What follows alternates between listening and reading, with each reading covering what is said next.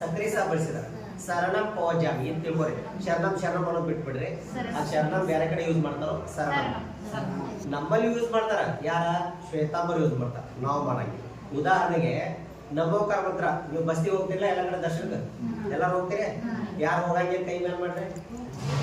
ಹೋಗಂಗಿಲ್ಲ ನಾವು ಕೇಳ ಹೋಗ್ತಿರಲ್ಲ. ಏ ನೀವು ಹುಡುಗರೆಲ್ಲ ಹೋಗ್ಬಿಡ್ರಪ್ಪ ನಿಮ್ ತಲೆ ಐತಿ. ದೊಡ್ಡವ್ರು ಯಾರು ಕೇಳಿದ್ರೆ ಈ ಕಡೆ ಬರ್ರಿ. ಹಾ ಕೇಳ್ರಿ.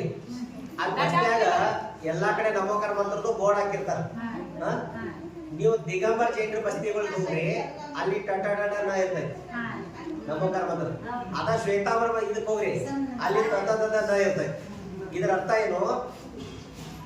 ದಿಗಂಬರ ಜೈನರಲ್ಲಿ ಟಟನ ಏನೈತಲ್ಲ ಅದನ್ನು ಬಳಸ್ತಾರೆ. 3 ಗಂಟಿನ ಯಾರು ದಿಗಂಬರ್, ಶ್ವೇತಾಂಬರು ನವೀನವನ್ನ ಬಳಸ್ತಾರೆ. ತಿಳಿತಾ? ಇದೊಂದು ಡಿಫರೆನ್ಸ್ ನೆನ್ಪಿಡಿ. ಇದು ಪ್ರಾಕೃತ ದೃಷ್ಟಿಯಿಂದ. ಇದಕ್ಕಲ್ಲಿ ಬೇರೆ ಬೇರೆ ಹೆಸರು ಹೇಳಿದ್ದಾರೆ. ಏನಂತಂದ್ರೆ ಅರ್ಧ ಮಾಗದಿ ಪ್ರಾಕೃತ ಅಂತ ಕರೀತಾರೆ. ಅರ್ಧ ಮಾಗದಿ ಅಂದ್ರೆ ಶ್ವೇತಾಂಬರರು ಬಳಸಿರುವ ಪ್ರಾಕೃತ. ಯಾರು? ಶ್ವೇತಾಂಬರ ಬಳಸೋದು. ಆಮೇಲೆ ಅವು ಡೇಟ್ ಟೆಕ್ಸ್ಟ್ ಇದಾವಲ್ಲ, ಅವೆಲ್ಲ ಅರ್ಧ ಮಾಗದಿ ಪ್ರಾಕೃತ ಅಲ್ಲಿ ಇದಾವೆ. ಈಗ ನಾವೆಲ್ಲರೂ ಯಾರು? ದಿಗಂಬರ. ನಾವು ಪ್ರಾಕೃತ ಇದ್ದೇವ. ಕರಿ ಯಾವ ಪ್ರಾಕೃತ? ಅದು ಯಾರ್ಯಾರು ಗೊತ್ತೈತಿ? ಯಾರ ಕಲ್ತಿದ್ದೀರಿ? ಶೌರಸೇನಿ ಪ್ರಾಕೃತ. ಯಾವುದು? ಶೌರಸೇನಿ ಪ್ರಾಕೃತ. ಶೌರಸೇನಿ ಅಂತಂದ್ರೆ ಏನು? ಶ್ವೇತಾಂಬರದ ಒಂಥರ ಬೇರೆ, ನಮ್ಮೊಂಥರ ಬೇರೆ ಐತಲ್ಲ. ಶೌರಸೇನಿ ಒಳಗ ಆ ತತನ ಇಲ್ಲ, ಟಟನ ಬಳಸ್ತಾರೋ, ಸಕ್ರಿಸ ಬಳಸ್ತಾರೋ. ಅವರು 2 ರೀತಿ ಬೇರೆ ಬೇರೆ ಅವ್ರು ಬಳಸ್ತಾರೆ. ಇಷ್ಟು ಗೊತ್ತಾಯ್ತಾ?